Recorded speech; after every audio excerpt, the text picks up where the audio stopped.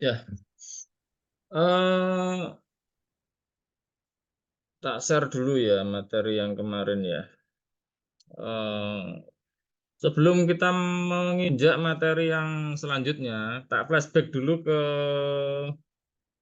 ini yang masalah apa namanya tekanan tensil stres kemarin ya. Sebentar.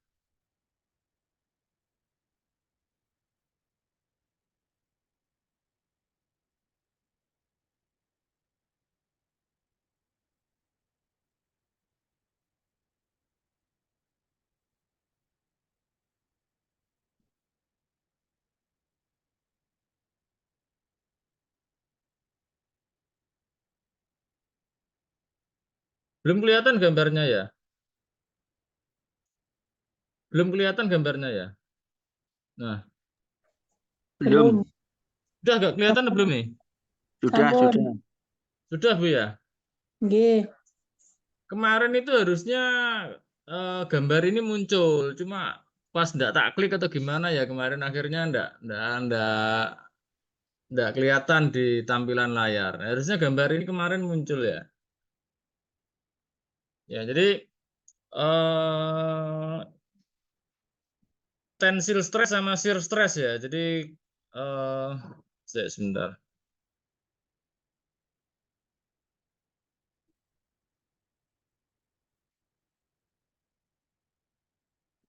Tensil stres itu tekanan darah yang dialami oleh dinding-dinding pembuluh. Ya ini dinding-dinding pembuluh ini ya. Yang tak arsir ini dinding-dinding pembuluh oleh tekanan yang perpendikuler ya perpendikular. Nulisnya angel ya. Ya artinya tekanan yang tegak lurus. Jadi kalau misalkan ini penampangnya ya, ini penampangnya. Nah, ini tensil stres itu kemarin itu yang ini ya. Jadi yang tegak lurus. Ya, yang tegak lurus yang menghantam dinding ini dari dalam ya. Sementara yang shear stress ini itu tekanan yang ke sana. Jadi ditarik seperti tali karet itu, tali karet tahu ya tali karet ya? Tahu enggak tali karet? Ya, tahu. Ya, itu yang ditarik dari depan sama belakang. Jadi semacam dimelarkan itu namanya shear stress. Nah, jadi pembuluh darah itu pada perjalanannya itu kena tekanan dua itu, Pak. Sama apa itu? Dian sama Bu Zaidah. Jadi ya tekanan yang dialami sama pembuluh darah itu dia ada dua. Yang satu tegak lurus yaitu tensil stress sama yang ke arah horizontal yaitu shear stress. Jadi tensil stress itu kan dipengaruhi sama ini tensil stress dipengaruhi sama radius. Ya, ini radius. Nah, artinya ini radius. Kalau radiusnya itu semakin semakin besar, tensil stresnya juga akan semakin tinggi. Dan kalau apa itu eh eh, iya tensil stresnya semakin tinggi. Kalau W ini W ini kan ketebalan ya, semakin tebal itu tensil stresnya akan semakin kecil. Jadi semakin tebalnya dinding ini, dia tensil stresnya akan semakin kecil. Nah, kira-kira seperti itu. Sementara shear stress itu dipengaruhi sama debit dan apa itu namanya? Ini tensil stress ya, debit sama radius dan viskositas. Ini U ini mikro ini viskositas ini. Nah, seperti itu kira-kira. Jadi gambaran-gambaran inilah yang melandasi teori Pasoil ya, teori Pasoil yang kemarin itu. Jadi kenapa kok tekanan darah itu dipengaruhi oleh macam-macam faktor. Jadi antara lain ya eh, lebarnya pembuluh darah, terus apa namanya kekentalan atau viskositas dan debit atau aliran aliran darahnya. Kira-kira seperti itu. Oke, ini tak tutup dulu. Aku mau balik ke rumus yang kemarin itu. Nah,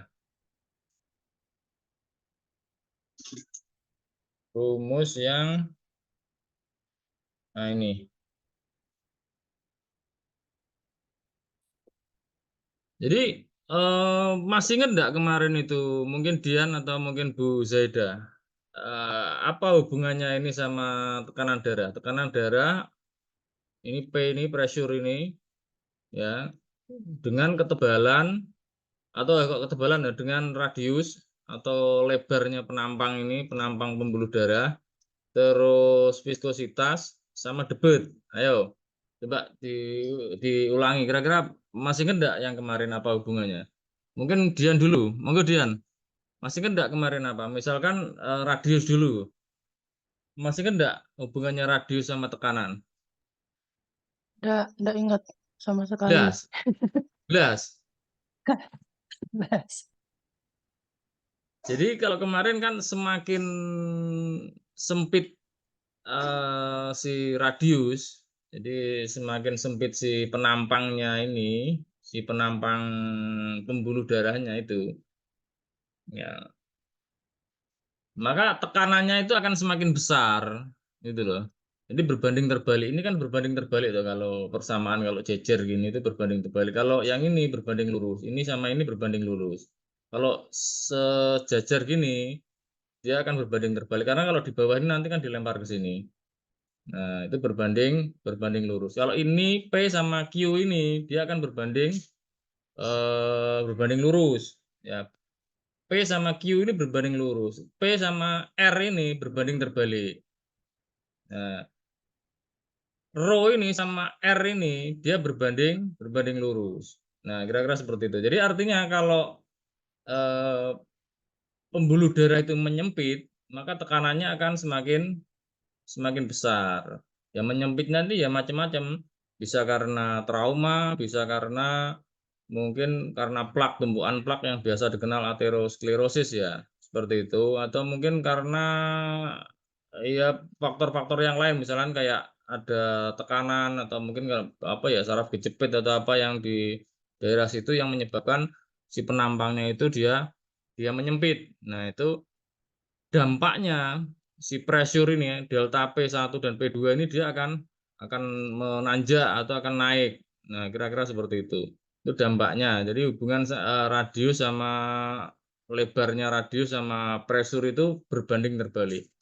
Sementara pressure dengan rho ini dengan viskositas itu berbanding lurus. Artinya kalau berbanding lurus sih kalau satunya membesar ya satunya ikut membesar, itu berbanding lurus. Jadi kalau kekentalan ini viskositas ini semakin tinggi kan artinya semakin kental ya si darah itu atau si fluida itu P-nya ini juga akan semakin besar. Itu artinya berbanding lurus. Jadi semakin dia itu kental itu ya bisa berarti eh enggak cair ya, dia enggak encer ya. Ya kental itu ya enggak encer. Itu dia akan semakin memperbesar tekanan. Dia akan semakin membesar tekanan di sini. Nah, di sini atau baik di sini atau yang di sini di apa itu shear stress dan tensile stressnya tadi itu. Jadi gitu. Termasuk juga kesimpulan yang ketiga Q ini berarti debit. Nah, kemarin ada yang tanya ya, Bu siapa tuh kemarin? Bu Marti. Saya itu ini ya apa? eh, dari keluarga ini apa darah rendah gitu loh. Itu apa saya perlu natrium? Nah, ya kalau perlu natrium apa enggak itu nanti hubungannya sama medis saya enggak bisa menjawab ya. Tapi kalau dari teorinya mestinya iya. Dari teorinya loh. Dia artinya kan kalau natrium di darah itu tinggi maka dia akan menaikkan darah, menaikkan tensi. Kira-kira seperti itu. Cuma selain itu kemarin tak jawab bahwa P ini akan berbanding lurus dengan Q. Artinya Q ini debit atau volume darah per detik ya. Artinya kalau si orang itu kekurangan darah, maka tekanannya juga akan cenderung, ini kalau normal ya, itu tekanannya akan cenderung rendah gitu loh kalau kekurangan. Sementara kalau flow-nya itu kenceng, nah itu si orang itu juga akan cenderungnya tekanannya akan tinggi, kira-kira seperti itu dalam keadaan normal. Tapi dalam keadaan tertentu itu ada orang yang darahnya kurang, itu malah tekanannya tinggi. Itu ada yang seperti itu. Jadi kalau biasanya itu, Assalamualaikum, Bah. Dulu ya. Assalamualaikum. Sugeng rawuh, Bayono. Nggih. Jadi itu ya, jadi ada yang tertentu dia, jadi enggak mesti rumus ini tuh saya enggak ngerti ya dari mana. Cuma kalau dari rumus ini kan harusnya kalau debitnya ini semakin apa ini semakin rendah, P-nya juga ikut rendah. Cuma ada beberapa orang itu kalau darahnya itu defisiensi, dia itu rendah, itu P-nya malah naik. Ada yang seperti itu. Kira-kira seperti itu ya. Oke. Yang kemarin jadi ada 3 kesimpulan, semakin sempit penampangnya itu dia akan tekanannya semakin tinggi, Mbakmu semakin tambah kental dia akan anu terapi iki. Pengen semakin mau tambah kental itu dia akan semakin terapi ya. apa namanya akan semakin memperbesar tekanan. Nah itu Ya ini. kalau semakin dia itu encer maka tekanannya juga akan semakin rendah. Itu hubungannya sama viscositas. Yang ketiga masalah debit. Jadi kalau darahnya itu berkurang, darahnya itu kurang, biasanya tekanannya juga akan mengikuti. Jadi ikut rendah tekanannya. Katakanlah seperti itu. Oke ya, sampai sini. Monggo ada pertanyaan enggak? Flashback kemarin ini belum materi yang baru.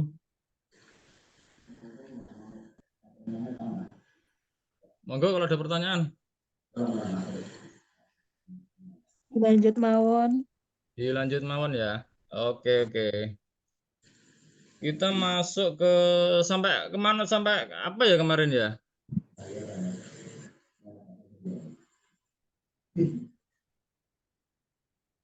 Sebentar, sampai apa kemarin ya? Ayo kemarin sampai apa? Saya enggak tahu.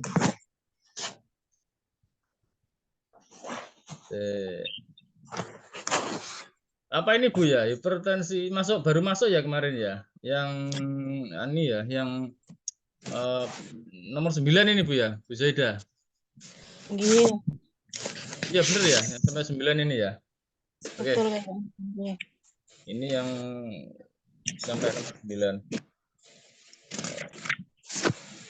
Selanjutnya kita akan menginjak ke ini ya, ke apa namanya, main pattern ya. Jadi sindrom utama penyebab hipertensi.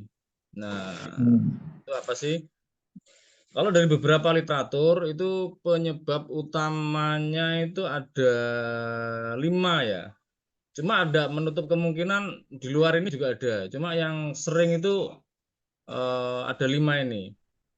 Jadi yang pertama kebanyakan itu karena ini.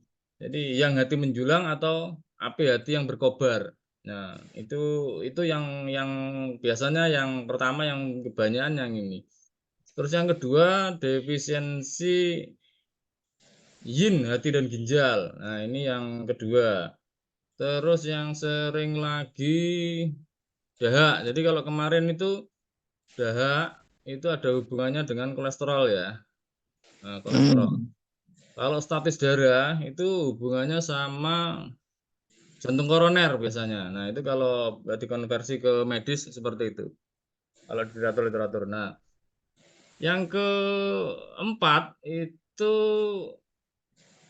karena defisiensi limpa.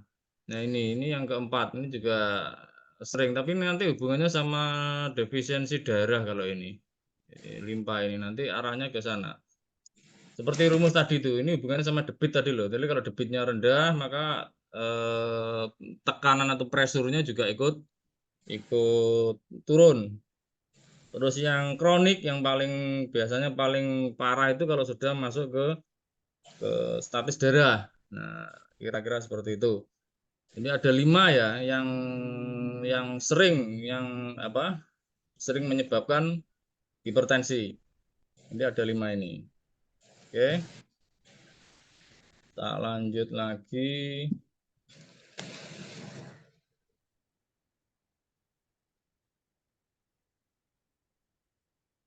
Penyebab. Nah, penyebab hipertensi menurut TCM ya. Jadi apa biasanya penyebab hipertensi kalau ditinjau dari TCM itu? Kalau di medis kan banyak, mungkin karena makanan, karena kelelahan atau bla bla bla bla dan sebagainya. Itu versi medis. Kalau versi TCM itu secara umum itu ada 4 ini ya. Ada 4. Jadi yang pertama itu stres emosional, yang kedua itu terlalu banyak bekerja, ya. Yang ketiga itu karena usia, yang keempat itu karena pola makan tidak teratur. Nah, kenapa kok bisa ini menyebabkan? Nah, kita ulas dari yang pertama dulu ya, stres. Stres ini biasanya dia akan menyebabkan stagnasi ya, stagnasi liver. Nah, stagnasi liver ini pada akhirnya nanti dia akan menuju ke panas liver. Nah, panas liver itu nanti awal mula dari yang liver naik atau yang liver menjulang. Nah, ini yang stres. Stres itu ya karena mungkin karena tekanan, bisa karena marah dan sebagainya yang sifatnya itu dia menstimulasi di livernya. Nah, kira-kira seperti itu. Stres itu yang pertama. Ini juga sering dialami sama orang-orang yang bekerjanya itu pada situasi yang ini ya penuh tekanan ya. Jadi kayak mungkin debt collector itu, karena saya dulu juga berkecimpung di dunia-dunia seperti itu. Terus orang-orang perbankan, terus ya seorang-orang yang sifatnya itu kerjaannya itu penuh dengan konflik atau mungkin penuh dengan deadline ya, yang menyebabkan dia itu eh, teraduk-aduk. Nah, itu emosinya, kira-kira seperti itu. Stres. Yang selanjutnya itu terlalu banyak bekerja. Jadi banyak bekerja di sini dalam artian dia terlalu over ya, lembur, terus enggak tahu waktu, enggak istirahatnya kurang. Itu menyebabkan yin, liver dan ginjal itu terganggu. Jadi wah, angel nulisnya. Iya, intinya pokoknya bisa melukai yin, liver dan ginjal ya, terlalu banyak bekerja itu. Terutama kalau kerjanya itu seperti di apa ya, supermarket itu, yang orang yang kerjanya itu berdiri terus, itu dia akan melukai yin ginjal biasanya itu. Yang kena itu ginjalnya kalau orang-orang yang kerjanya itu terlalu banyak berdiri. Nah, cuma kalau kerjanya duduk pun, kalau dia ndak apa itu, ndak ada batasan waktunya, terlalu banyak sudah waktunya istirahat. Kenapa kok dibuat 8 jam dan sebagainya, itu ya karena untuk membatasi atau untuk mengurangi beban tubuh. Nah, itu kira-kira kalau orangnya itu bekerjanya itu ndak karu-karuan, ndak tahu batas ya, nanti dampaknya dia akan melukai yin, liver dan ginjal. Kira-kira seperti itu untuk yang kedua. Untuk yang ketiga, usia ini jelas dia akan menguras esensi ginjal. Jadi orang-orang yang usianya itu semakin sepuh itu jelas yang menurun itu adalah esensi ginjalnya. Dampaknya apa? Ya dampaknya nanti yin yang-nya akan terganggu, karena ginjal itu kan sumber dari yin yang-nya tubuh. Jadi kalau yin yang-nya terganggu ya otomatis eh, unsur-unsur yang lain dalam tubuh juga ikut terganggu. Jadi usia. Jadi kalau kita melihat orang-orang yang apa itu kena hipertensi itu ya memang kebanyakan didominasi orang-orang yang usianya sudah Tua. di atas 50 atau mungkin sudah mendekati manula, katakanlah seperti itu. Karena kenapa ya? Karena yin dari ginjal, esensi dari ginjalnya dia ini sudah menurun dia. Jadi saya pernah baca itu seseorang itu mulai mengalami penurunan esensi atau yang paling parah itu biasanya mulai di usia 40. Jadi kalau orang di usia 40 itu ya harusnya sudah siap-siap untuk mengalami fase-fase seperti itu. Jadi ya sudah akrab dengan sakit-sakitan dan sebagainya. Apalagi kalau tubuhnya itu tidak dirawat. Nah, yang keempat itu pola makan ya. Pola makan ini jelas. Jadi pola makan yang tidak teratur itu dia akan menyebabkan defisiensi limpa. Jadi limpanya dia tidak akan bekerja dengan optimal, kira-kira seperti itu. Nah, jadi alasan dari keempat faktor ini kok mempengaruhi hipertensi itu yaitu. Jadi kalau ini dihubungkan dengan apa itu? Dihubungkan dengan yang ini tadi, semuanya kena ini. Jadi memang dari keempat tadi menyebabkan sindrom-sindrom ini dia. 4 poin tadi itu dia akan menyebabkan sindrom-sindrom yang utama dari hipertensi. Kira-kira seperti itu. Ada pertanyaan monggo? 1 atau 2 dulu.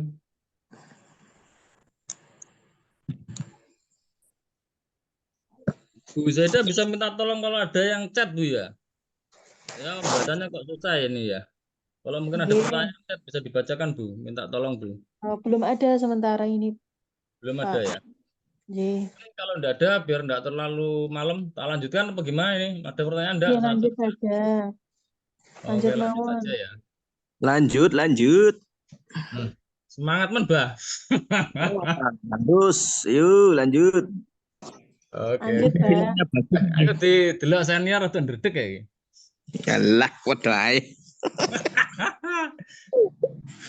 Oke ya, jadi hubungan ini tadi itu menunjukkan bahwa organ itu tidak semata-mata dipengaruhi oleh makanan itu enggak. Jadi banyak faktornya ternyata yang kebanyakan juga berasal dari luar. Itu dipicu dari luar kayak stres ini memang posisinya di dalam, tapi kebanyakan orang itu kan reaktif dia. Bisa Ya. dipicu oleh lingkungan kerja, bisa dipicu oleh teman dan sebagainya yang akhirnya dia itu terpancing katakanlah seperti itu. Jadi ini ya, Pak. Jadi perlu dikasih perhatian lah penyebab-penyebab hipertensi ini, terutama stres. Karena kalau yang lain-lain ini mungkin bisa di-manage lah, kecuali yang usia. Kalau usia kan nggak bisa. Cuma kalau stres itu dia agak susah kalau memang dia itu kerjanya kayak di perbankan atau di tempat-tempat yang butuh butuh ekstra konsentrasi tinggi. Jadi saya kebanyakan kalau kena orang-orang biasanya orang-orang hipertensi itu ya kalau ndak orang kantoran ya orang-orang perbankan kayak gitu yang sifatnya itu dia lebih banyak mikir, akhirnya dia stres. Ya kita lanjut ke patomekanisme ya. Jadi patologi kalau tadi itu kita bicara tentang etiologi itu penyebab, yang ke selanjutnya ini kita bicara tentang perjalanan penyakitnya. Nah, kalau menurut dokter Kong Biao ya, coba buka di bukunya Mas Yosia ya. Ini tak ambil dari bukunya Mas Yosia. Hipertensi itu di grading atau di apa ya? Di grading itu di apa no ya? Ditingkat-tingkatkan lah, dipisah menurut tingkatannya itu ada 3 ya. Stage 1 itu dia sifatnya ringan. Jadi itu apa sindromnya? Liver fire. Liver fire itu api liver. Nah, api liver itu yang paling ringan. Ya, sindrom yang paling ringan dari hipertensi itu api liver. Stage 2 atau tingkatan kedua itu yang agak berat sedikit lah. Cuma belum berat-berat parah. Nah, itu sindromnya apa saja di situ? Itu ada kekurangan yin, liver, dan ginjal. Itu yang pertama. Yang stage 2. Saya tak kasih.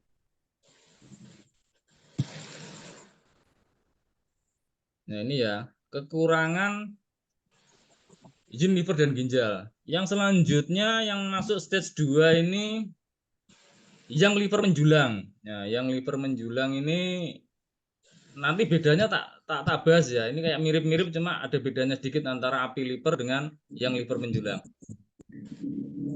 Jadi masuk ke stage 2 ya, yang liver menjulang. Terus yang selanjutnya defisiensi liver. Nah, itu juga masuk ke tingkatan kedua dia. Penyebab hipertensi yang agak berat cuman atau sedang lah, itu masuk di situ dia. Terus selanjutnya yang terakhir dahak. Jadi penyebab hipertensi yang sindromnya itu dahak, itu dia masuk stage 2 atau tingkatan kedua. Tingkatan yang ketiga itu biasanya sudah kronik, itu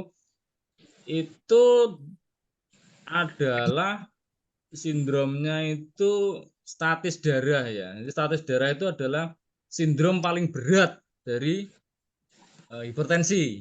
Nah, bisa dipahami ya. Jadi yang paling ringan itu api liver, yang paling parah itu adalah statis darah. Nah, gimana perjalanannya? Nah, ini perjalanannya tak urut dari yang atas dulu ya. Stres. Nah, tadi itu penyebabnya kan pertama stres. Stres ini dia akan mempengaruhi liver. Nah, si liver ini ya tinggal nanti dia hubungannya sama apa. Kalau liver itu nanti dia stagnasi, dia akan menuju ke sini. Nah, stagnasi si liver. Stagnasi si liver nanti larinya ada dua. Dia akan menuju statis darah atau dia akan menjadi api liver. Nah, ini api liver ini.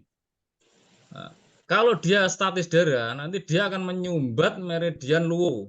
Nah, ini yang paling berat nih dia. Biasanya dia sudah mulai tangannya kebas-kebas, terus dia mati rasa, geringgingan dan sebagainya, itu tanda-tanda bahwa di tingkat meridiannya dia sudah tersumbat dia itu. Itu yang hipertensi masuk yang tingkat ketiga itu ya. Berarti statis darah itu sudah menyumbat di meridian. Kalau dia itu menuju ke api liver ini, dia nanti akan menuju ke api liver, itu dia termasuk hipertensi tingkat ringan dia, tingkat 1 ini. Nah, ini tingkat 1 ini. Kira-kira seperti itu. Kalau api liver ini dia menindas limpa, nah ini menindas limpa ini, maka limpa itu menjadi tidak bisa mentransformasi dia. Harusnya kan limpa ini tugasnya dia mentransformasi makanan bisa, cairan bisa. Nah, seperti itu. Tapi kalau dia ini terganggu, ditindas sama si liver, maka dia tidak bisa bekerja dengan maksimal. Dampaknya apa? Dampaknya si cairan itu genang dia di situ. Kalau sudah menggenang, timbul dahak, habis itu timbul kekeruhan, turbidity itu kekeruhan. Selanjutnya dahak itu akan menyumbat rongga-rongga atau rongga-rongga sensor. Nah, itu dia masuk ke obesitas biasanya si orang ini. Ya, masuk ke obesitas.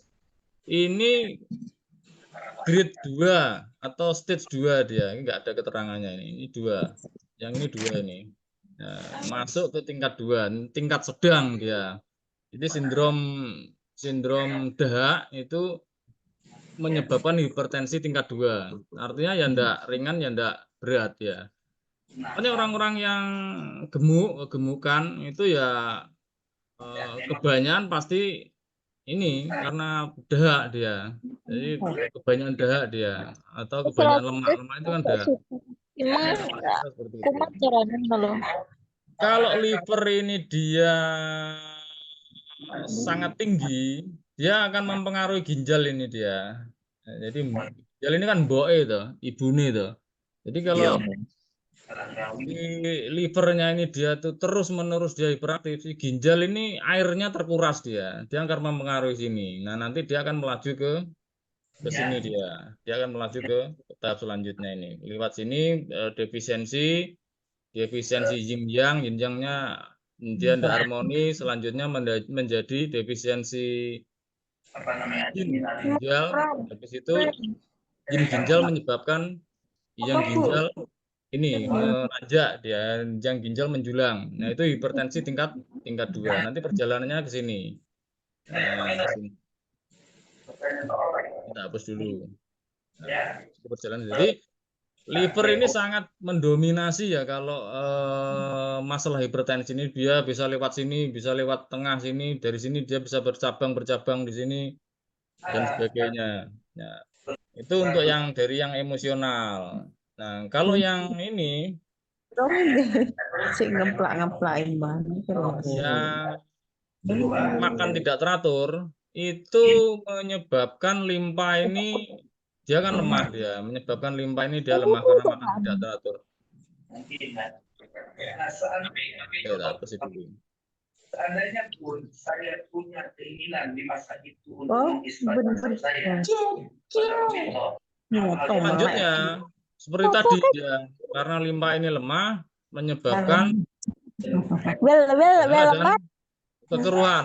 Nah, darah dan kekeruhan ini akan menyebabkan porong saja. kesulitan pada Aris, maaf menyela Aris.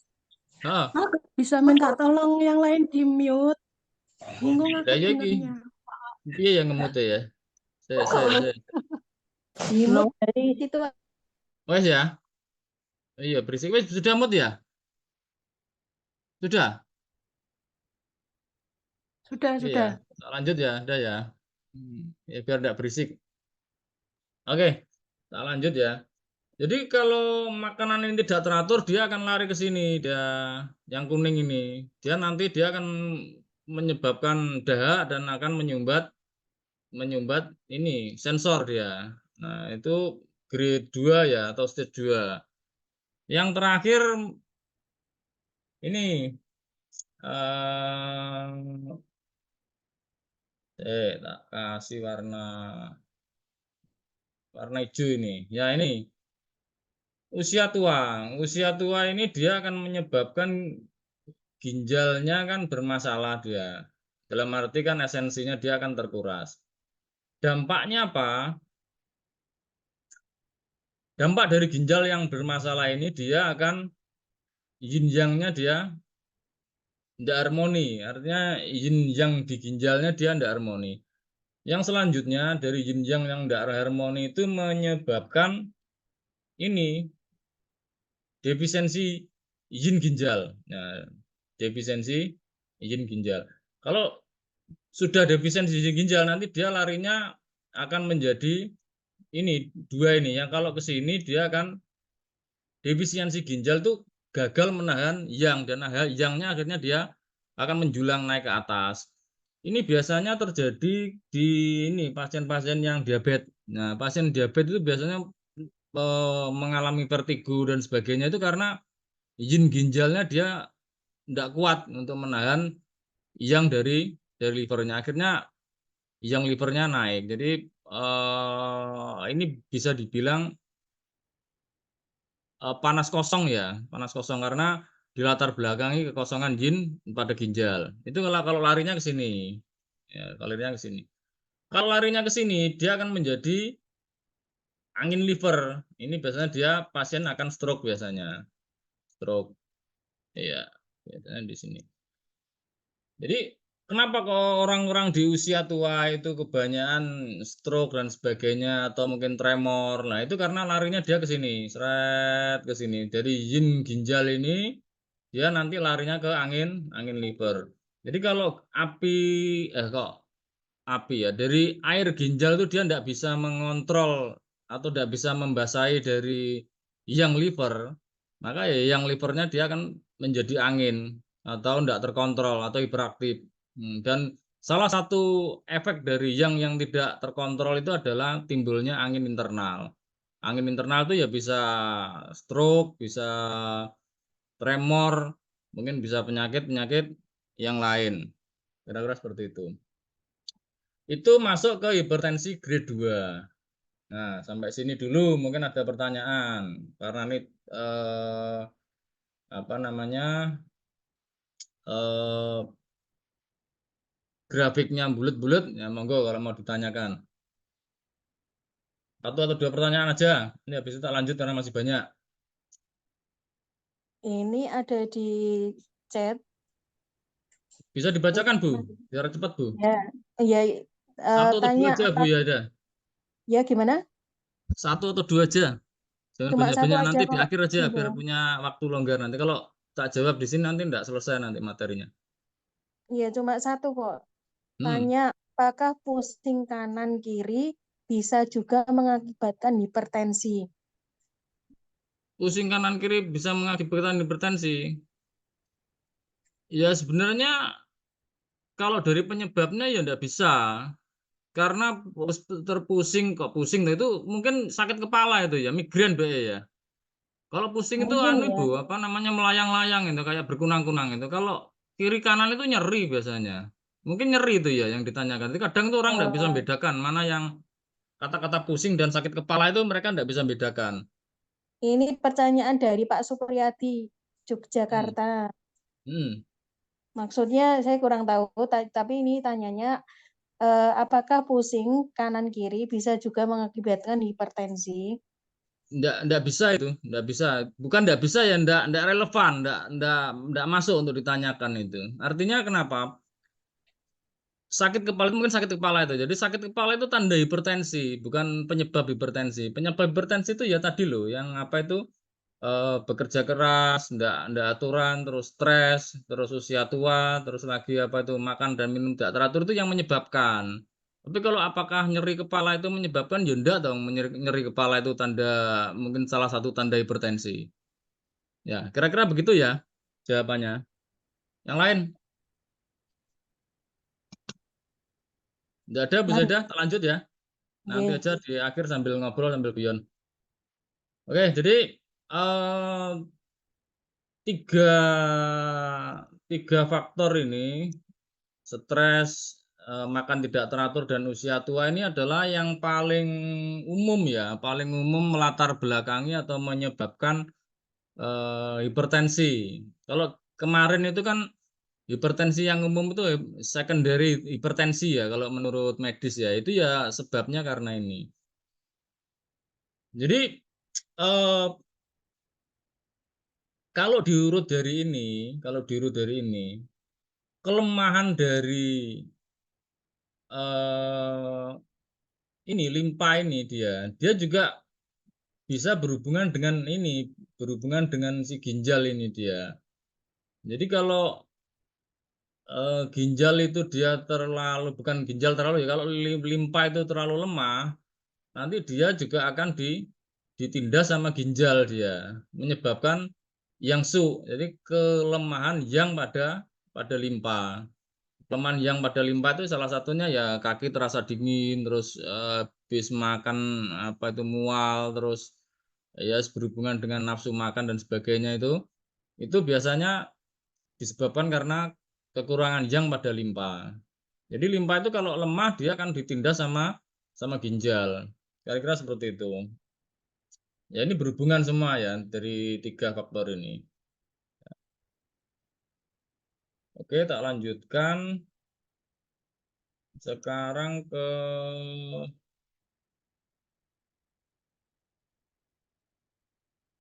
nah, klasifikasi hipertensi menurut lokasi ya. Jadi menurut Dokter King Biao ya, itu hipertensi itu kita bisa deteksi dari lokasinya. Lokasi yang paling dominan gejalanya itu di area mana. Nah, kira-kira seperti itu. Dia mengkelompokkan itu menjadi 4 ya klasifikasi itu. Di area kepala ya, area kepala seperti tadi Bu. Mungkin nyeri kepala, pusing itu kan areanya di kepala. Nah, area di kepala. Terus kalau di dada dan jantung ini biasanya ndredeg atau palpitasi berdebar, bisa juga sesak napas itu di daerah jantung. Terus di Jawa Tengah ini ya mungkin mual-mual, muntah, berhubungan dengan perut area area tengah ya ini ya. Terus enggak nafsu makan atau mungkin yang lain. Terus pembuluh darah ini ya bisa jadi kebas-kebas, terus mati rasa, terus geringgingan atau semutan itu masuk ke area pembuluh darah atau juga bisa juga terjadi nekrosis. Jadi statis darah yang menyebabkan nekrosis. Nekrosis seperti ini loh, kalau orang diabetes biasanya kakinya menghitam itu nekrosis itu. Itu gangguan pada pembuluh darah ya. Gitu. Jadi tinggal kita amati aja gejalanya itu. Jadi tinggal kita amati aja. Di area mana yang paling dominan. Jadi kalau misalkan ini ada semua, nanti dicari yang paling dominan, yang paling mengganggu itu di area mana. Nah, itu nanti akan ketemu sindromnya. Biasanya kira-kira seperti itu biasanya. Apa saja itu sindromnya itu? Nah, ini. Menurut dokter Kong Biao ini sindromnya itu.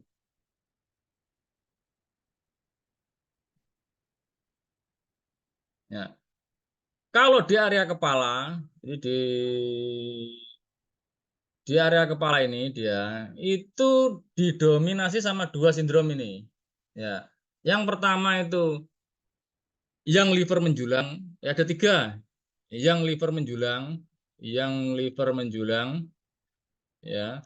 Terus yang kedua itu api liver, yang ketiga itu angin liver. Itu kalau eh, yang kena itu kepalanya, jadi pusing, terus apa ini mata merah, terus telinga berdenging dan sebagainya. Nah itu kan gejala-gejala di area kepala itu. Maka sindromnya biasanya tidak akan lepas dari tiga itu.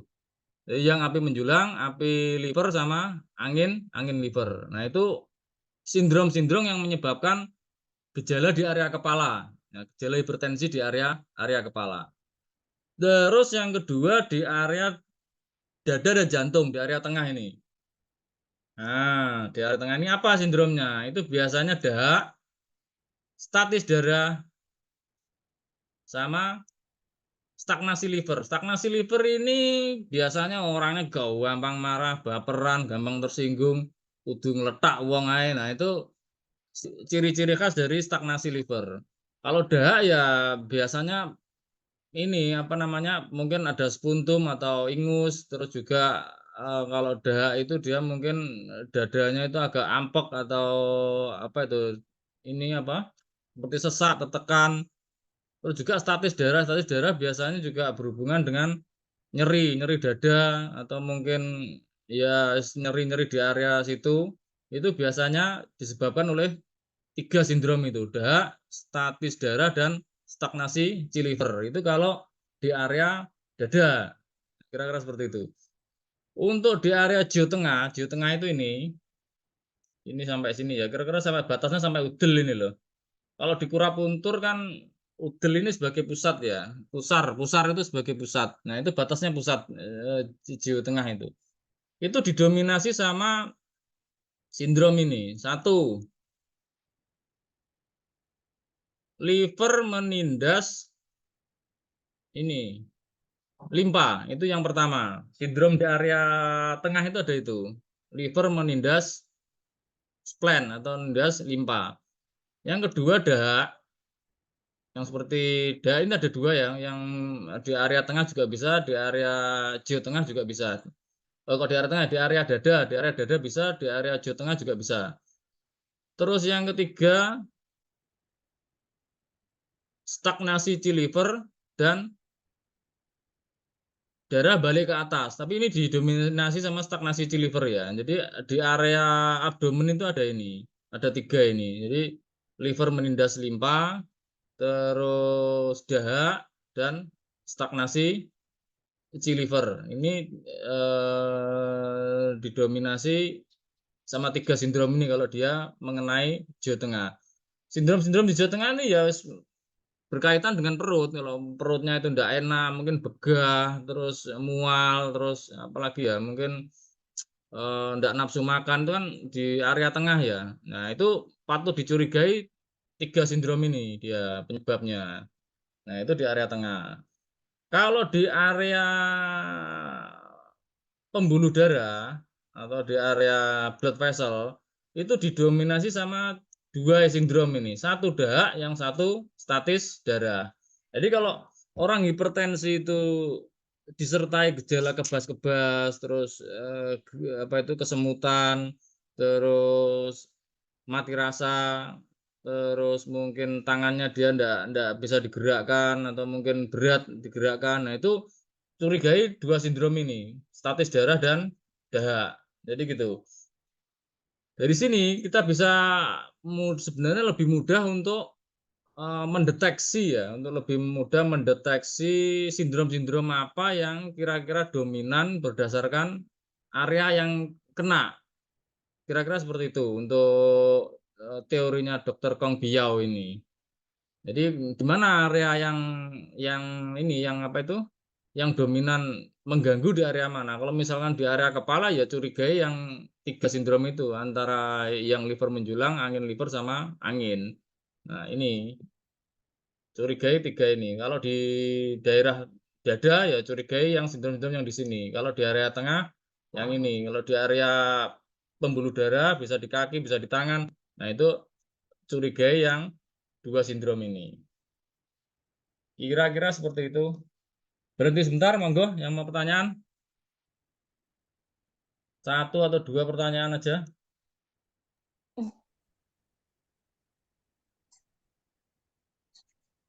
Lanjut Ada enggak mawon. pertanyaan? Lanjut mawon sih. Di anu ada, Bu. Di chat ada. Sudah tadi Enggak ada lagi ya? belum ada. Oke, belum ada. Tak lanjut aja berarti ya. Iya. Sekarang kita masuk ke ini ya. Kalau tadi itu hipertensi menurut Dokter Kong Biao tadi itu berdasarkan area, kita bisa mendeteksi sindromnya apa. Yang selanjutnya kita bicara tentang ini apa namanya berdasarkan tingkat C atau tingkat darah. Jadi hipertensi itu kalau berdasarkan tingkat C dan darah itu keterangannya seperti ini. Hipertensi tingkat C atau hipertensi C itu secara energetik lebih dangkal ya. Jadi lebih dangkal, tidak terlalu parah, tidak terlalu responsif terhadap pengobatan dibandingkan tingkat darah. Jadi hipertensi tingkat C itu tingkat ringan ya. Jadi mungkin cuma di apa namanya dibekam atau mungkin dikasih apa itu terapi-terapi yang sifatnya itu dipijat dan sebagainya mungkin bisa sembuh gitu loh. Itu karena dia itu memang tingkatnya ada di tingkat C dia. Nah, sedangkan hipertensi yang agak parah, agak kronik atau late state itu hipertensi yang tingkat-tingkat akhir atau tingkat kronis sudah apa itu kalau kemarin mungkin ini ya yang membandel itu isolated hipertensi itu kalau bahasa medisnya itu dia sudah pada tingkat darah dia. Jadi kalau tingkat darah itu secara energetik dia lebih dalam, terus lebih parah. Terus juga kurang responsif terhadap pengobatan. Jadi sudah dibekam, mungkin sudah di apa ya kalau kalau terapis itu yang lain itu apa Bu biasanya dipasdu dan sebagainya ya kalau mungkin ininya tensinya tinggi ya. Cuma dia enggak turun-turun ya. Nah, itu karena mungkin tingkatnya dia itu ada di tingkat darah. Nah, apa saja sih bagian-bagian lapisan-lapisan tubuh tingkat C itu apa, tingkat darah itu apa? Saya sebentar tak share dulu ya. Ini gambarku ini.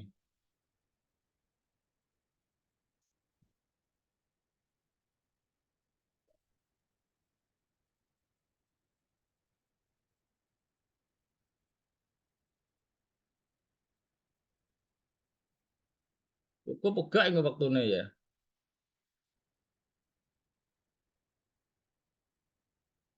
Nah, ini kelihatan enggak Bu ya? Gambar ini ya. Kelihatan. Kelihatan ya. Itu tingkat C itu meliputi apa aja ya tingkat C itu ya. Ini tingkat C ya, C level ini ya. Dia meliputi WC. Jadi yang paling apa itu?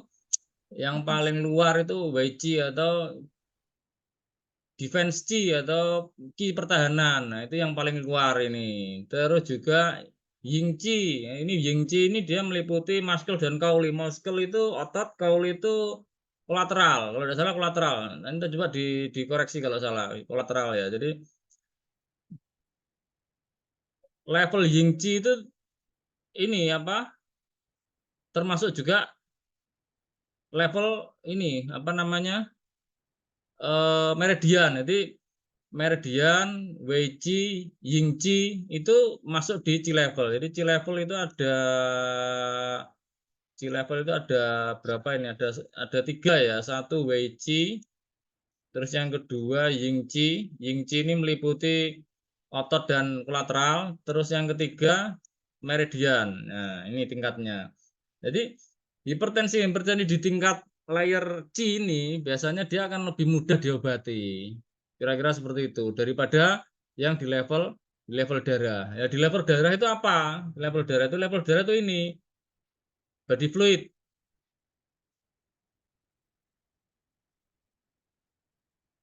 Nah, cairan tubuh itu level darah. Terus Yenci ini Yenci ini dari fifth organ. Nah, itu Yenci-nya dari 5 organ itu termasuk tingkat darah. Terus Jing, nah ini Jing atau esensi itu juga tingkat darah.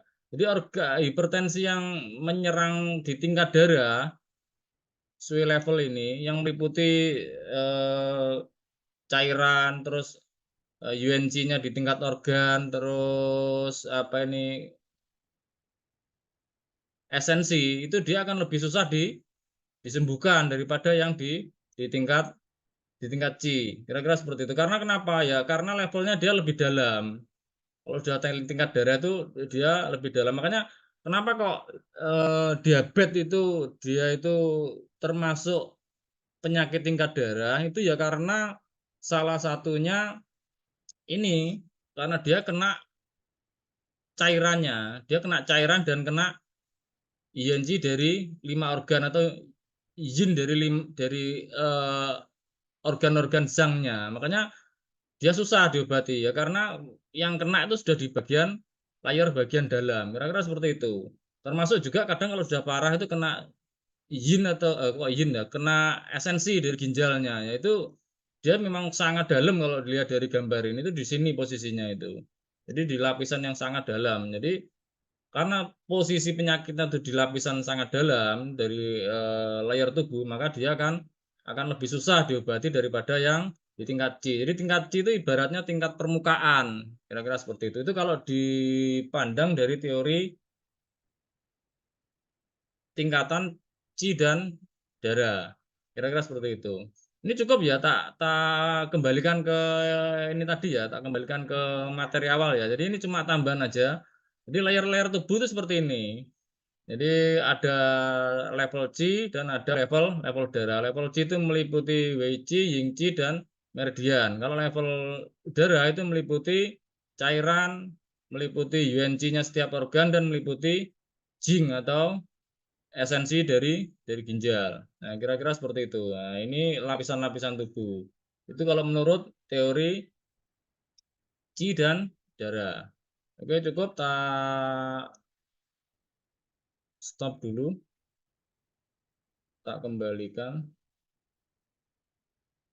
Nah, ini balik ke awal lagi ya. Ini balik ke awal lagi Bu ya, tampil ya. Kelihatan ya? Halo? Kelihatan. Kok mau meneng kabeh ngerti enggak iki? Ini bahasanya Kelihatan. memang agak susah ya Bu ya. Jadi ya memang seperti ini kalau Bahasanya angel. belajar. Bahasanya memang agak berat tapi enggak apa-apa. Sambil Bingung. dibaca. Memang Bu. Ya apa meneh sing belajar TCM malah ngeluh. Jadi intinya tingkat C itu tingkat yang paling luar gitu aja lah. Yang tingkat darah itu tingkat paling dalam kalau dilihat dari gambar tadi itu. Jadi Bu Zaida ya mungkin kalau penyakit-penyakit itu sifatnya sudah kronik, misalkan kayak diabetes, kayak apa namanya hipertensi ini tapi sudah tingkatnya darah, ya jangan dibandingkan sama hipertensi yang tingkatnya masih ringan. Makanya kita itu kenapa harus belajar? Jadi kita tahu bahwa ternyata hipertensi yang dipijat itu ternyata kemungkinan hipertensi yang tingkatnya itu masih tingkat C dia. Makanya dipijat, dikasih apa itu terapi-terapi bekam, dikop itu dia sudah bisa sembuh gitu loh. Sudah lumayan. Cuma kalau tingkatnya sudah tingkat darah ya ngapunten ben sakit kalau dikasih terapi seperti itu. Kalau menurut teorinya seperti itu. Karena kenapa? Lapisannya enggak masuk akal kalau di terapi di permukaan. Itu kan terapi-terapi di permukaan ya. Jadi kecuali Al-Fasdu. Al-Fasdu itu masuk ke tingkat daerah ya. Abayono ini enggak praktek Al-Fasdu enggak? Halo? Saya baru sekali dirinya sendiri terapi Fasdu. Tapi anu Pak, enggak nerapi pasien. Pasien belum, lagi Belum ya. tahap belajar. Jadi kalau Al-Fasdu itu kayaknya dimasuk ke pembuluh darah ya. Kalau bekam kan ya, di permukaan ya kira-kira. Saya enggak bukan praktisi soalnya. Diambil di pembuluh darah ya itu apa ya no? Pembuluh pena. Pembuluh vena ya. Ya, kalau Ya bekam tapi intinya kan kapiler. pembuluh darah dalam kan? Pembuluh darah dalam itu loh maksudnya. Betul, lapisan Oh. dalam. Nah, lapisan dalam berarti dia posisi di sini mungkin kalau dia itu di tingkat darah mungkin bisa makin Abayono. Kalau misalkan hipertensinya di tingkat darah ini. Jadi kalau hipertensi di tingkat darah mungkin dikasih Al-Fasdu bisa karena Al-Fasdu itu kan sifatnya buang panas kan intinya kan itu. Jadi panas darah dari darah itu dikeluarkan. Jadi mungkin bisa. Cuma kalau yang ringan-ringan itu berarti dia di tingkat C dia menurut lapisan tadi. Nanti gambarnya tak share di grup yang gambar yang lapisan tadi itu biar nanti bisa. Kalau ada di materi ini tidak ada nanti. Kita lanjut ya biar tidak kemalaman. Ini tapi sudah 8:30 Ibu, piye Ibu? Mau dilanjut apa tanya jawab ini? Sudah 8:30 ya, Wisan? Lah, slide-nya masih banyak tidak lanjut. Masih banyak ini. Apa dibuat sesi lagi aja? Ini habis ini tanya jawab. Pripun masih banyak ini. Mungkin dilanjut ke hari yang lain, mungkin hari Minggu. Ini habis ini tanya jawab atau satu slide aja ya habis ini ya. Habis itu tanya jawab. Nanti dilanjut ke sesi yang lain. Memang harus 3 kali ini kayaknya. Karena materinya nggak umum soalnya. Kita lanjut ya Bu ya. Dilanjut saja Mas. Kita lanjut ya. Jadi kalau kita tadi sudah mengidentifikasi hipertensi itu di area, jadi kena kepalanya atau kena di dadanya atau kena di abdomennya. Nah, terus juga kita belajar di tingkat C atau tingkat darah. Itu sekarang berdasarkan ini kelima organ. Nah, jadi kita menganalisa permodelan sindrom itu macam-macam, enggak cuma kelima organ. Yang tadi yang pertama itu karena ini bukan karena ya di area kita melihat sindrom itu kira-kira di area itu kalau dominan itu sindromnya apa? Itu berdasarkan area. Terus yang kedua itu berdasarkan tingkat C atau tingkat darah. Nah, itu yang kedua tadi itu, yang lingkaran-lingkaran itu tadi, yang ini. Nah, yang ini tuh berdasarkan tingkat C atau tingkat darah. Kedalamannya berdasarkan kedalamannya lapisan. Kalau yang ini berdasarkan organ. Jadi organnya apa yang kena, nanti di situ ada sindromnya apa. Nah, itu kira-kira seperti itu yang ini. Jadi, terus kita enaknya pakai yang mana ya? Yang lebih cepatnya digunakan yang mana gitu aja. Tapi kalau saya tuh biasanya paling cepat pakai ini, pakai yang organ ini kalau mendeteksi itu karena sudah kebiasaan.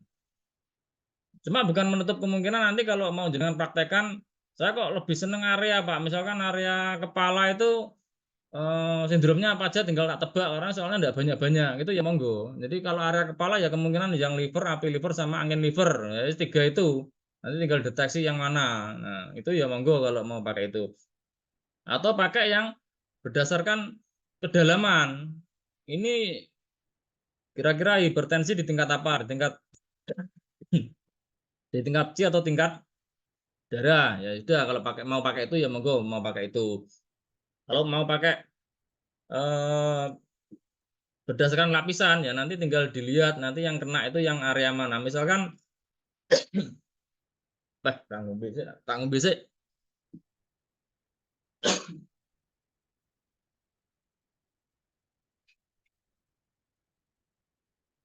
Oke, jadi kalau misalkan saya mau pakai ini Pak, piye carane iki yang pakai ini? Ya ditinggal dilihat yang gambar yang tadi itu yang kena yang mana. Kalau misalkan Hipertensi ke orangnya lorong-loron, gampang masuk angin. Nah, itu berarti kan WC-nya yang kena, ya udah diterapi. Misalkan di kop kering aja, nggak usah bekam, mungkin bisa. Atau mungkin kena di ininya, kena di ototnya, hipertensi terus ototnya kemeng kabeh. Misalkan, atau nyeri semua, linu-linu, nah itu kemungkinan kan ototnya yang kena. Itu berarti masuk ke area C tadi itu. Berarti diterapi aja dengan pijat dan sebagainya. Oke. Nah, terus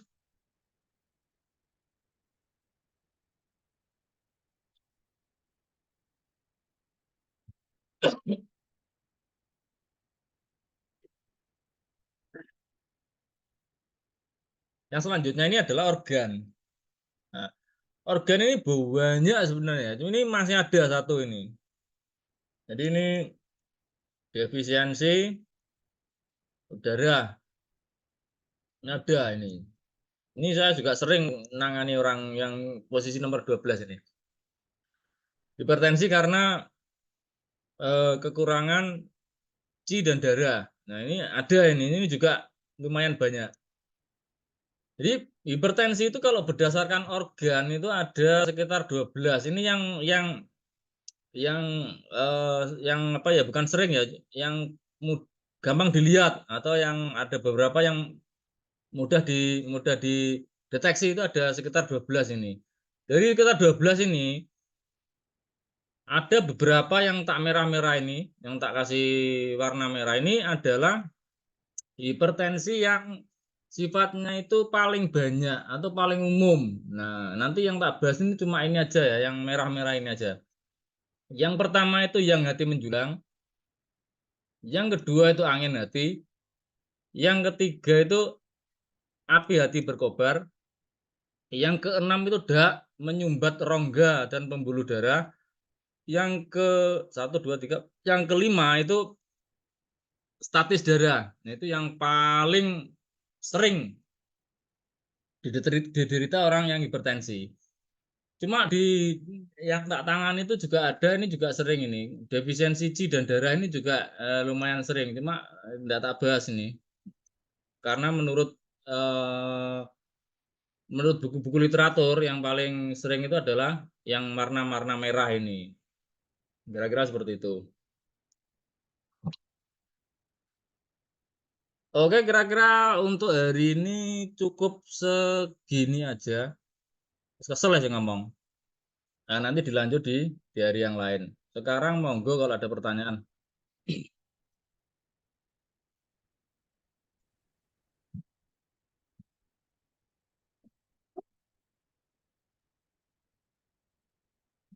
Halo, monggo bisa ada kalau ada pertanyaan. Ada pertanyaan enggak? So kopi iki. Rada berat materinya. Ini ada 20 orang ini kok mau meneng kabeh. Monggo kalau ada pertanyaan. Izin tanya, Siapa ini? Saya saya enggak bisa Andri. lihat. Halo? Pak, Pak siapa ini, Andri. Pak? Pak Bu Andri. Zeda bisa dibantu, Bu? Siapa yang tanya itu? Saya enggak bisa lihat ya. Saya Pak Andi dari Kebumen. Andri. Pak Andi. Andi, Monggo, Andi. monggo Pak Andri, Pak Andri, monggo. Iya. Izin tanya, tadi kan penyebab hipertensi secara TCM mungkin sindromnya banyak gitu ya. Apakah bisa terjadi hipertensi itu sindromnya ataupun penyebabnya itu bisa lebih dari satu?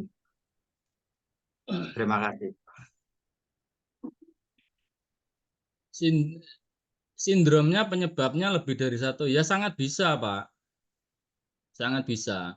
Jadi misalkan ini stagnasi C liver yang berubah menjadi angin hati. Itu bisa dia. Cuma yang existing itu yang menyebabkan terakhir itu biasanya satu biasanya. Biasanya satu. Cuma penyebab bukan penyebab ya. Yang melatar belakangi itu biasanya bisa ada beberapa bisa. Cuma yang dominan itu dari pengalaman yang saya tangani itu biasanya cuma satu. Jadi kira-kira begitu. Apakah bisa dua sindrom menyebabkan? Ya kemungkinan bisa karena apapun itu mungkin gitu loh. Jadi penyakit itu kan mengalami perjalanan ya. Jadi mengalami perjalanan dia dari A ke B ke C itu mengalami perjalanan. Dan juga kalau dilihat dari sini loh. Nah, ini kan sindromnya ini kan bisa macam-macam. Kalau dari liver sini itu, misalkan dari liver sini ya. Nah, dia bisa ke sini dia bisa mengalami stagnasi di sini. Selain stagnasi, kalau livernya ini dia menindas limpa, dia kan bisa menyebabkan dahak. Jadi stagnasi plus dahak. Nah, seperti ini loh, Pak. Jadi kalau dari gambar ini aja kan bisa sumbernya memang dari sini satu ini, tapi dia larinya bisa ke sini, ditambah dia bisa ke sini. Nah, kayak gitu penjelasannya. Jadi ya mungkin saja seperti itu. Nah, terus cara mengatasinya gimana? Kita pilih yang paling dominan dulu aja. Yang paling dominan yang mana? Kira-kira misalkan kok orangnya kok pusing aja ya kemungkinan kan yang liver menjulang atau angin liver. Nah, itu yang paling dominan. Jadi untuk dahaknya mungkin ya eh, katakanlah di obatnya mungkin atau mungkin terapinya bisa ditunda dulu atau terserah kayak gitu. Jadi utamakan yang paling dominan. Nah, kira-kira begitu jawabannya Pak Supriyanto ini. Siapa Buni tadi yang jawab yang tanya? Saya Andi dari Kebumen. Ya, kira-kira gitu Pak Andi. Menjawab Nggih, enggak pertanyaannya? nggih. Jelas, matur nuwun sangat ini. Ya. Monggo yang lain. Monggo yang lain. Jam 21 selesai. Monggo. Nanti dilanjut di hari yang lain. Kayaknya banyak ya soalnya. Bu Zaidah gak tanya ini. Coba tuh pesertanya gitu kok. Monggo. Jadi memang agak berat ya yang materi hari ini karena sangat teknis ya. Jadi sangat teknis ini hanya mungkin ya untuk praktisi yang sudah terjun ke lapangan kayaknya yang kalau yang paham ini. Ya kalau yang enggak terjun atau apalagi enggak belajar sama sekali ya asli ngeluh kalau ini. Tapi enggak apa-apa buat Gimana Pak nambah Aris? wawasan aja. Siapa ini? Gimana Pak Aris? Saya Supriyadi dari Jogja. Oke, monggo Pak. Ya, saya lanjutkan yang tadi yang karena pusing kanan kiri. Nah, itu kan salah satu tingkatan dari stres emosional atau dikatakan stres kan rata-rata dari kemungkinan itu banyak masalah, kemungkinan banyak salah satu juga pekerjaan. Nah, lama-lama kan pusing, Pak. Nah, tadi sudah dijawab tidak bisa diakibatkan karena pusing kecenderung ke hipertensi. Lah, sekarang saya tanya kembali, setelah adanya hipertensi, cara penanganannya seperti apa, Pak? Cara penanganannya. Saya sebentar tak kembalikan dulu Pak. Yang jenengan maksud pusing ini yang gimana? Gejalanya gimana? Nah, kalau pusing itu kan ternyata bisa geliying sampai pingsan, Pak. Ini gejalanya geliying, bukan cenut-cenut. Bukan. Geliying ya? Geliying sampai pingsan toh. Belum sampai pingsan juga. Karena kan yang namanya pusing kan ada levelnya Oke, masing-masing. paham. Udah, cukup. Oke, Pak, paham. Jadi ada pusing, terus penanganannya gimana? Itu kira-kira pertanyaannya ya, benar nggak? Oke. Penanganannya untuk hipertensi, bukan penanganannya untuk pusingnya. Oh iya, katakanlah dia pusing terus dideteksi ternyata hipertensi, gitu ya. Terus penanganannya gimana? Ini babnya kan belum ke penanganannya Pak, cuma konsepnya aja ya. Penanganannya nanti pertemuan selanjutnya. Oke, Ya. karena Nah, maaf, ini tak jawab. Saya dulu saya dulu yang ngomong. Ini tak jawab konsepnya dulu. Ya, nanti teknisnya pertemuan selanjutnya. Ini tak jawab konsepnya dulu. Jadi, ntar. Ini dia pusing, ya kan? Pusing. Terus dideteksi hipertensi gini ya. Hipertensi gini. Bener gini Pak ya? Pusing, dideteksi hipertensi. Terus pertanyaannya terapinya gimana? Nah, terapinya ini Pak. Nah, terapinya kita bawa ke sini dulu, kita cari dulu yang ini sindromnya. Yang kita obati itu Waduh. sindromnya, Pak. Sindrom itu rootnya, akarnya. Kita cari dulu akarnya. Kalau pusing misalkan kita mau pakai apa? Nah, misalkan kita mau pakai ini aja contohnya. Nah, ini kita pakai ini ya. Ini kelihatan enggak gambar orang ini? Kelihatan Pak, tapi susah dipahami. Ayo, Enggak, tapi TCM. kelihatan gambarnya ya? Kelihatan ya? Ya, Nah, berarti pusing kan di area kepala ini, Pak. Bener ya? ya. Katakanlah Atas, bagian atas ya. atas ya, kita atas. Atas itu didominasi sama ini Pak sindromnya. Satu, Oke. yang liver menjulang. Nah, ya toh. Yang Yang kedua liver angin liver. menjulang. Nah, yang ke kok angin liver, api liver. Terus yang ketiga angin liver. Nah, dari sini Pak kita terapkan cara-cara Yang TCM. Cara TCM itu apa ya? yang 4 cara pemeriksaan itu. 4 cara pemeriksaan itu. Kita ambil datanya dari 4 cara pemeriksaan itu nanti 3 ini dia kira-kira yang dominan yang mana atau yang ketemu yang mana dari 3 itu. Misalkan yang ketemu misalkan nih lidahnya pinggirnya merah katakan terus agak bintik-bintik. kering. Hah? Enggak, katakan lidahnya merah Oke. terus mungkin orangnya sering marah atau mungkin nadinya tegang dan sebagainya. Oh, kemungkinan ini kemungkinan yang menjulang, katakanlah ketemu sini kesimpulannya. Yang kita obati yang menjulangnya ini, Pak. Nah, paham enggak jenengan? Sampai sini paham enggak? Jadi kita cari dulu ini, kita cari dulu dari 3 ini kan. Dari sini kan kepala ini kan ada 3 ini kemungkinan. Dari 3 ini kita cari dulu kira-kira yang mana ini. Lihat nyarinya gimana, Pak? Ya nyarinya harus pakai TCM. Pakai pemeriksaan nadi, lidah, terus pakai anamnesa dan sebagainya itu. 4 cara pemeriksaan itu kita pakai. Nah, dari 4 cara pemeriksaan itu kan ketemu nanti. 3 ini kira-kira yang mana yang paling mendekati. Nah, yang kalau yang mendekati yang liver menjulang katakanlah seperti itu. Ya yang kita obati yang itu, yang liver menjulangnya itu apa? Titik akupunturnya apa, herbalnya apa, terapi nutrisinya apa. Nah, sudah selesai sampai situ. Kira-kira begitu Pak jawabannya. Monggo ditanyakan lagi apa yang masih belum jelas. Terima kasih Pak Aris. Jadi yang diobati sindromnya Pak, bukan ininya, bukan pusingnya yang diobati. Pusing itu dia ini loh, pusing itu ibaratnya ini kalau ikutnya pernah baca bukunya Pak Pujiartanto itu kan dibahas loh, ya, gejala itu kan daun, bunga dan sebagainya. Di sini ada akar ini sindrom. Nah, kita cari akarnya ini loh Pak. Nah, akarnya ini yang diobati, bukan daun-daunnya ini yang diobati enggak. Yang diobati itu akar. Akar itu apa kalau di sini ya? Ini akar itu. Sindrom itu akarnya. Nah, kira-kira seperti itu. Menjawab Pak Supradi? Mencerahkan? Ya, terima kasih karena ya pernah Oke. membaca Monggo yang lain. akar-akarnya. Ya, 10 menit lagi wes mau jam 9 ya. Monggo. Abah Yono monggo. Kalau mau diskusi tak jawab saisone.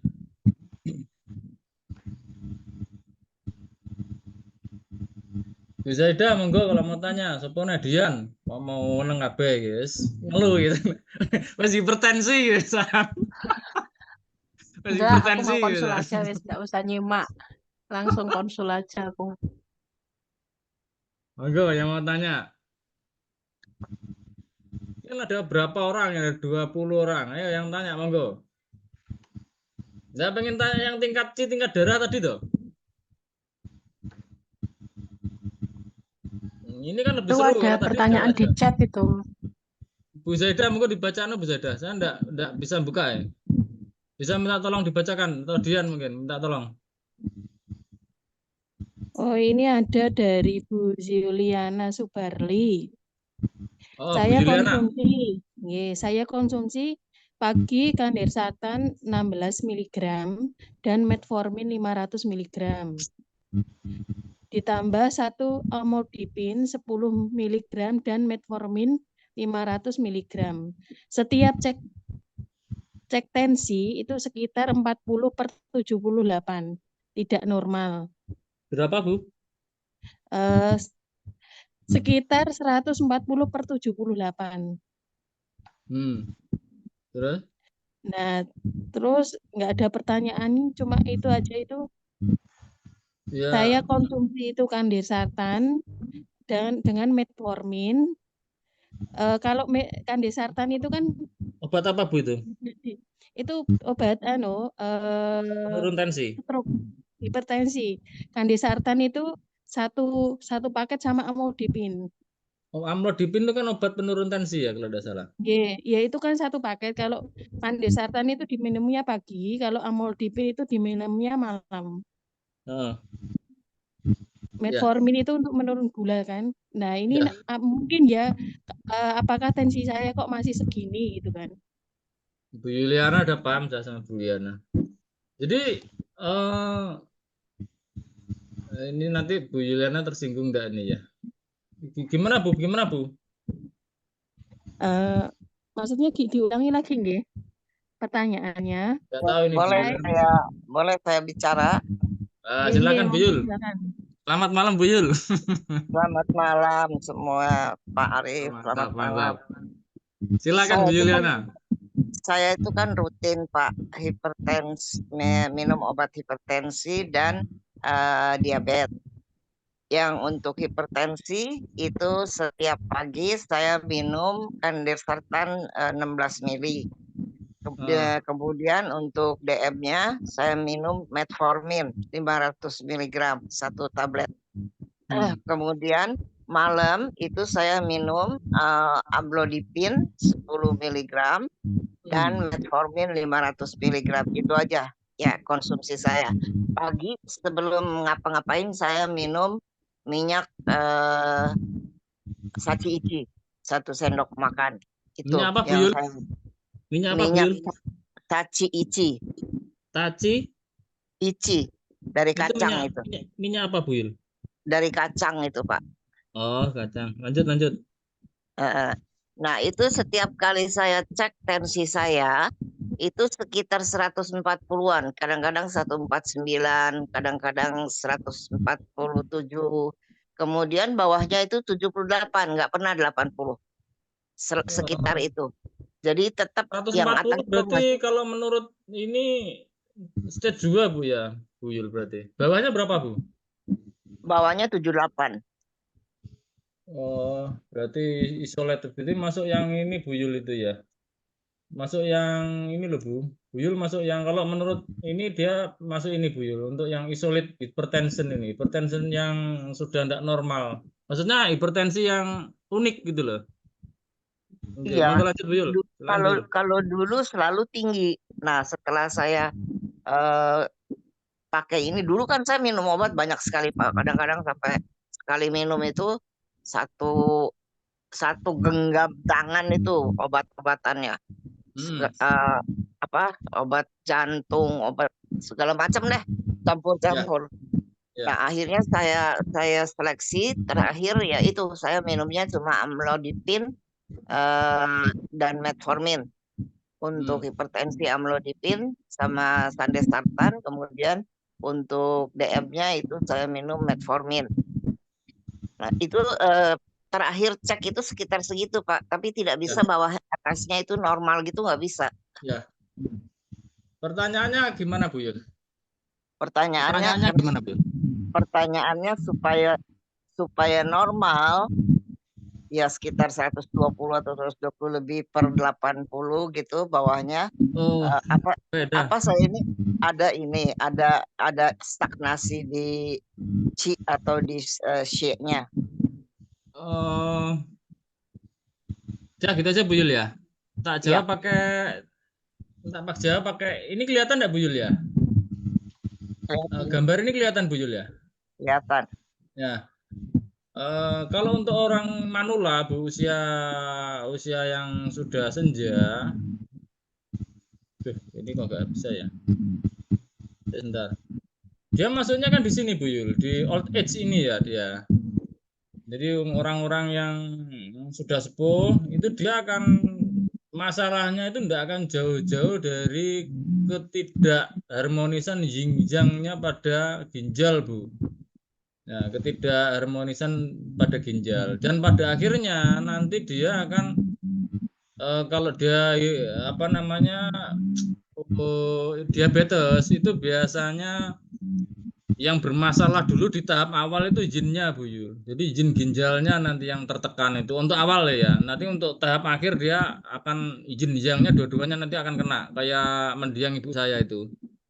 Nanti jadi izinnya kena, izangnya juga kena. Itu berarti esensi ginjalnya sudah memang sudah parah nanti. Nah, untuk orang-orang yang sepuh yang sudah manula itu tidak akan jauh-jauh dari ginjal Bu Yul. Jadi ini masalahnya nanti di sini. Nanti berpengaruh tinggal Pak. larinya kemana. Kalau masalah hipertensi itu berarti larinya nanti ke sini Bu. Ini larinya dia nanti. Kalau ini kan angin liver, ini biasanya tremor dan sebagainya. Tapi ini nadinya ditandai nadinya tuh kenceng. Kalau nadi kenceng itu jarang Bu diabetes itu untuk orang yang sepuh itu. Biasanya nadinya itu lemah, cenderungnya lemah. Nah Kalau itu saya dia kenceng Pak, masa kenceng Bu Yul? kenceng. Berarti kalau Saya kenceng dia kenceng, semua organ kenceng. kenceng. Berarti dia masuk sini Bu, angin liver dari dia Bu. Jadi nanti pengobatannya ya dimulai dari rootnya, dari akarnya ini. Nanti dari ginjalnya yang diobati Bu Yul. Nanti harapannya biar ginjal sama livernya dia harmoni nanti. Tapi lebih penekannya lebih ke ginjal kayaknya. Kalau orang sudah usia sepuh. Nah, kira-kira Kalau pertanyaannya gitu aja Bu Yul. iya, kalau dari pemeriksaan lab organ itu fungsi ginjal saya masih bagus, liver juga masih bagus. Cuman yang sedikit agak ini tuh aorta Pak, jantung ada penebalan sedikit katanya. Ya gitu ya. Berarti itu masuk ke statis darah Bu ya. Soalnya kan saya enggak pegang data-datanya Bu Yul. Jadi cuma bisa Ya, membayangkan aja. Ya, mungkin kira-kira begitu. dari statis darah ya. Berarti dia kalau statis darah di sini Bu dia. Iya, berarti Bu Yul kalau ininya masih bagus, berarti kemungkinan dia lewatnya sini Bu. Nah, lewatnya sini berarti kalau statis darah kan di sini dia. Nah, jadi nanti yang diobati ya livernya berarti. Kalau ginjalnya memang enggak bermasalah, misal ginjal enggak bermasalah itu memorinya masih bagus, terus enggak pernah sakit di pinggang, di lutut, terus enggak ada masalah di pipis, itu berarti memang Enggak ada enggak ya ini terus berarti apa segala enggak. enggak masalah Bu ya. Berarti ya lewat sini Enggak. Bu berarti dia. Nah, ini Ah, berarti. Jadi dia nanti difokuskan ke liver Bu sama statis darahnya. iya. Nah, kira-kira begitu. Kira-kira begitu Bu Yul jawabannya. Iya, oke, Tinggal nanti makasih. obatnya ngikuti sindromnya apa untuk status darahnya. Kalau status darah untuk orang sepuh biasanya ada ini ada efek macam-macamnya gitu loh. Nanti sambil sama efeknya itu nanti diobati. Jadi tidak murni status darah aja. Biasanya di situ ada dahak atau mungkin kalau kolesterolnya tinggi ya kepaksa kalau mau pakai herbal ya dikasih herbal-herbal untuk ini mengurai dahak di darah. Nah, kira-kira seperti itu Kolesterol kayak normal Pak saya. kolesterol normal ya. Normal. Ya kemungkinan statis darah Bu sama liver C-nya ini nanti di ini di apa? Diobati nanti. Eh, Kira-kira saya begitu rasa Bu sih Yul. mungkin iya. Oke Pak, terima kasih. Ya. Monggo silakan yang lain. Satu kali aja, udah malam soalnya.